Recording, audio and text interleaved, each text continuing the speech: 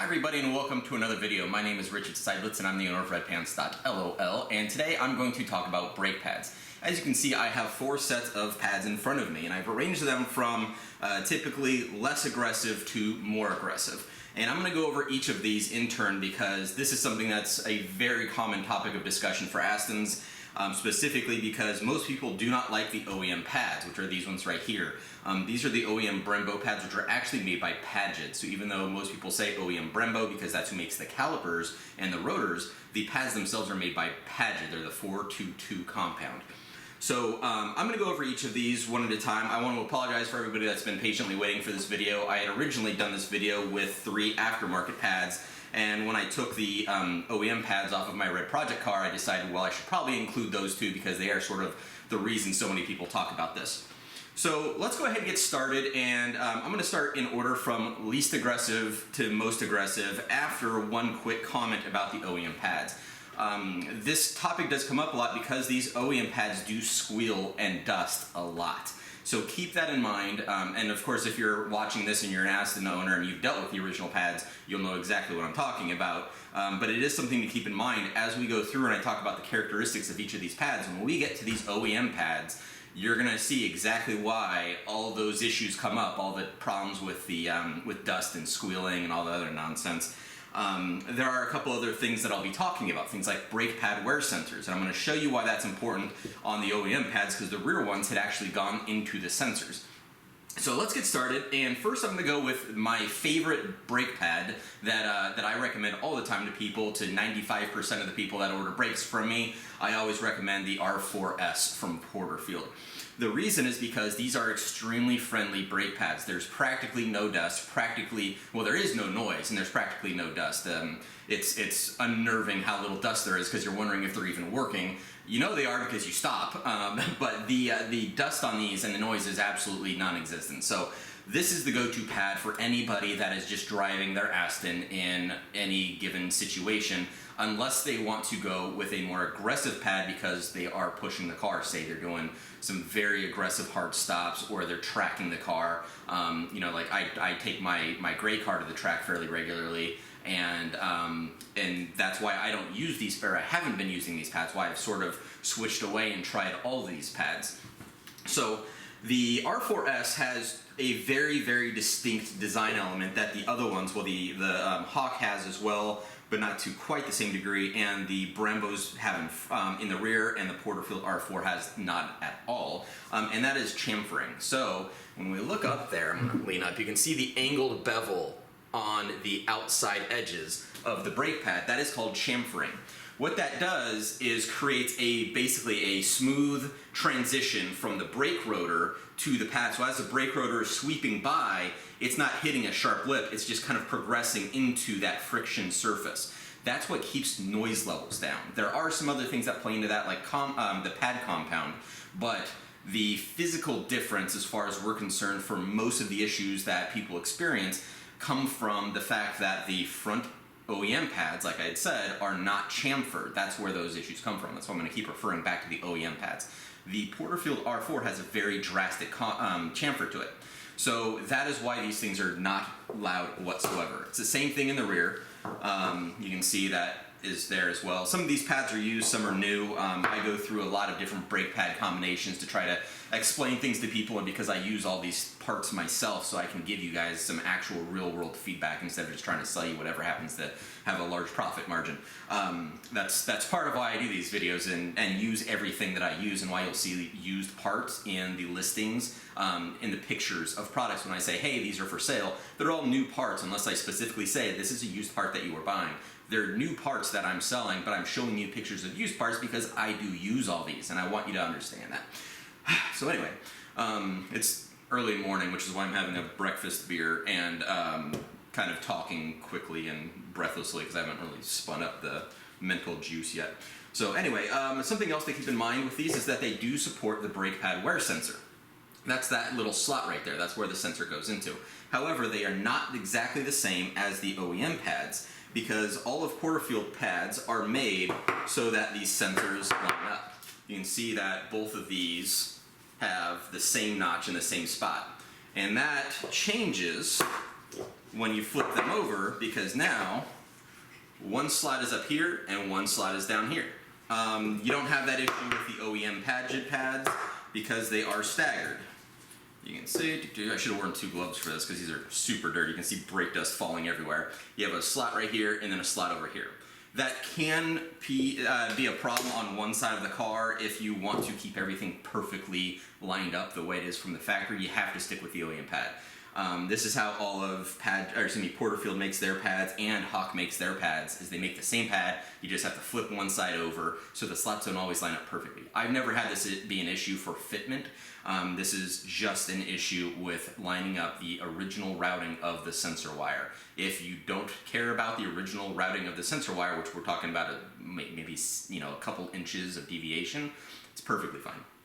So the last thing to say about the Porterfield R4S is that the fronts and rears do support the brake pad wear sensors. So this is the go-to pad if you are not tracking your car, and if you're tracking a newer one with the 6-piston front brake rotors, or front calipers that are 6-piston, like on the latest V8 Vantage and the V8 Vantage S, then you'll actually be fine with the R4S. The 4-piston front calipers is where the R4S starts to lose its steam on harder braking zones.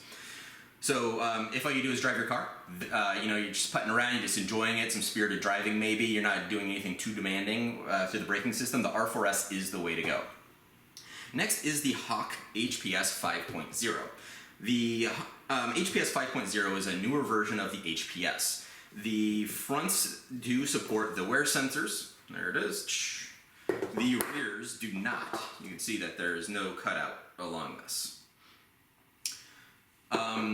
So that is something to keep in mind. There is no problem if you remove the sensor from the brake pad. All that's going to happen is that you will no longer have the functionality of the rear brake sensor. Or if you remove the front, which I did on my gray car because I never used the things, you don't get any warning lights, you don't get any faults or anything else. The only thing that changes is you do not have the functionality, so if your pads get very low, like you'll see on the OEM ones when I get to these, you're not going to have that warning light. If you check your pads regularly, or once a year during your annual service, or if you're doing track days and you do a pre-track inspection and a post-track inspection, you'll be perfectly fine.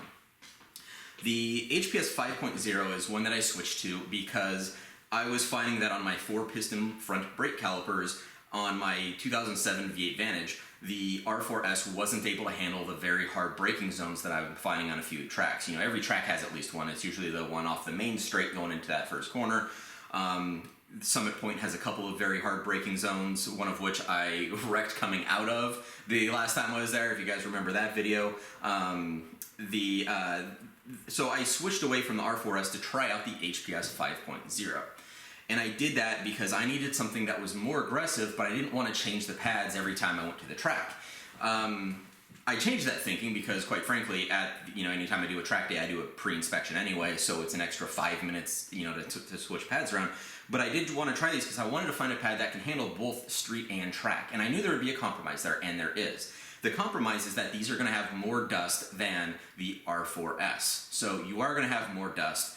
It's a little bit less from what I experienced. It's a little bit less than the original Padgetts, but you are still going to have that dust. They are able to handle much harder braking though, so that was successful.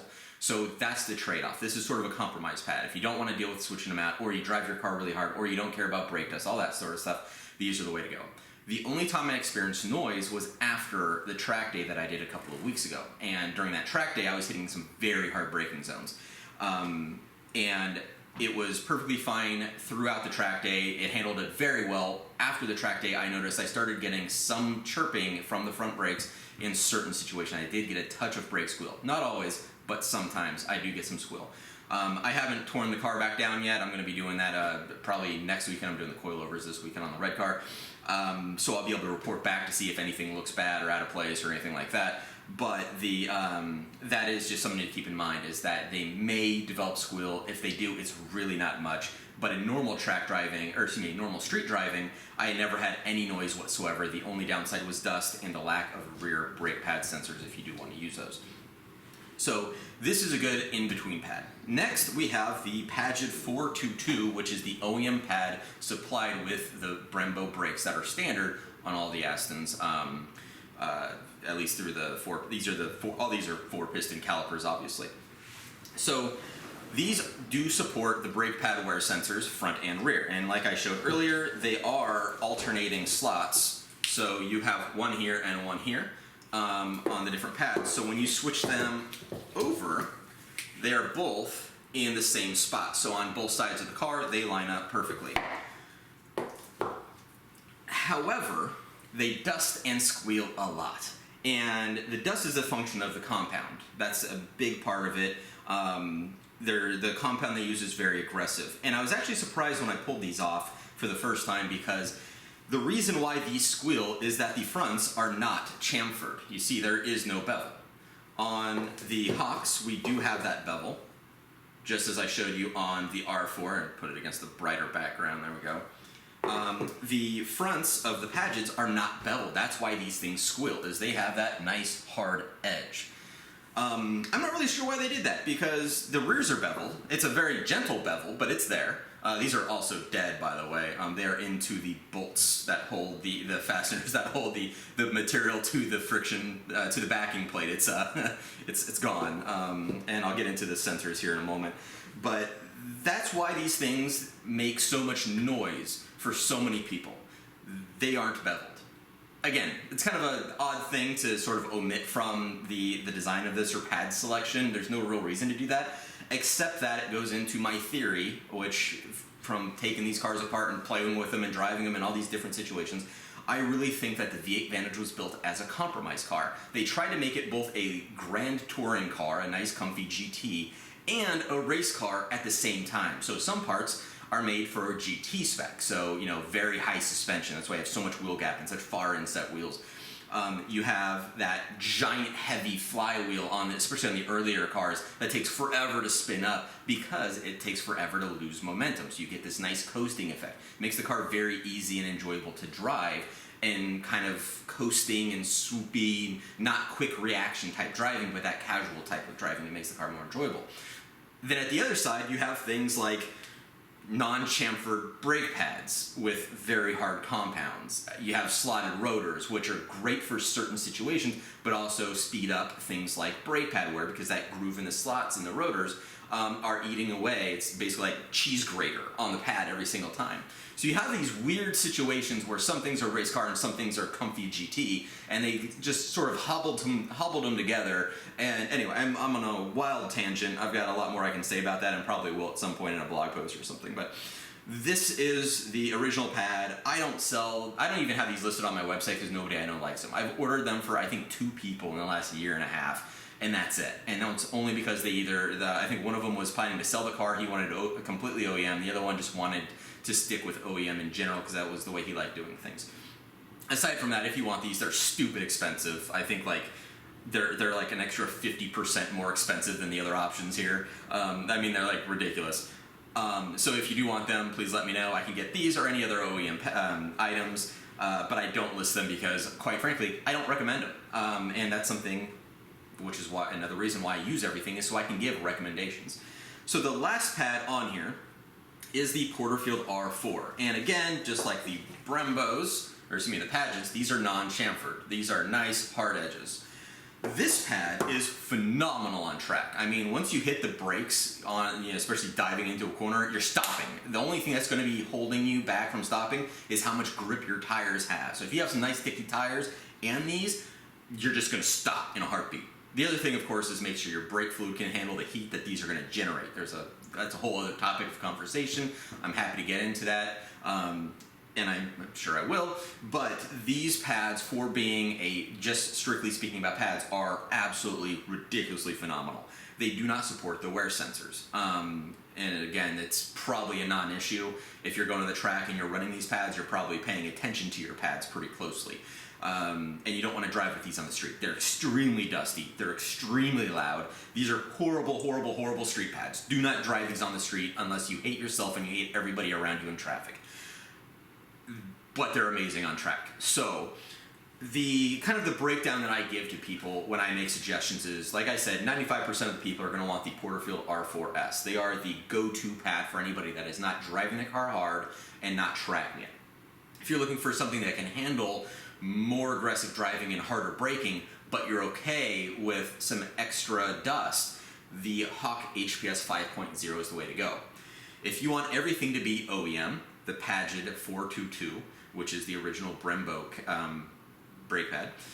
And if you're looking for a track dedicated pad, or you hate everybody, get the on the street, get the R4, the Porterfield R4. The other thing is that if you do track your car, but you also drive it regularly, like I do with my gray one, I drive it all the time on the street, and I take it to the track, and I do rallies. I drive the crap out of that car. You have some options. So like I said, if you don't want to worry about switching pads, get the HPS 5.0. If you want the best of both worlds, it's a little more expensive. However, it does make a difference, especially when we're talking about something as important as brake pads. Get the R4S for street driving, and then whenever you're going to do an event that requires stronger brake pads, get a set of R4 to swap in. After the event, switch them back. It's not that much extra work in addition to whatever you're doing for the pre and post inspections. Once you have those wheels off, it's only an extra 5 minutes per caliper to switch everything back and forth. It's super easy. And once you've done it once or twice, it becomes sort of a super quick, easy process. You don't even have to think about it. You're just manually switching things over. It's not that big of a deal.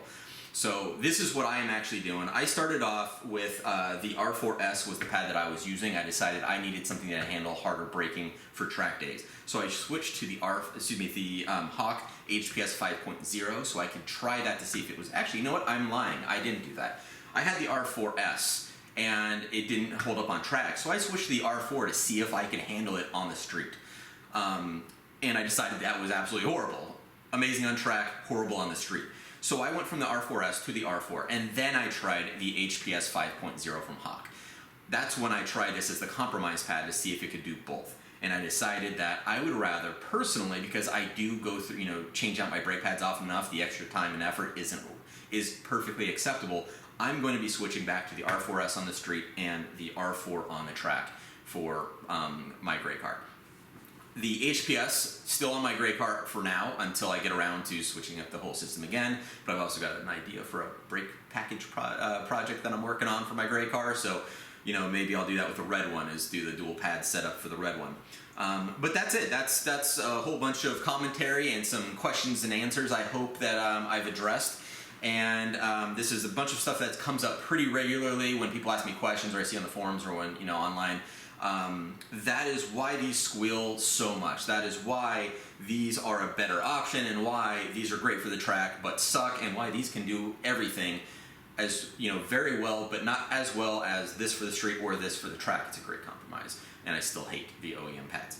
So if you have any questions, please feel free to reach out, rich@redpants.lol, or on the contact page of my website, redpants.lol. And both of those go to the same email address. When you contact me, either way, either directly from your email to my email or through the contact page, comes to the same email address on my end. So please let me know what you think, and if you have any questions, again, email me. And I will talk to you soon. Thanks for joining me.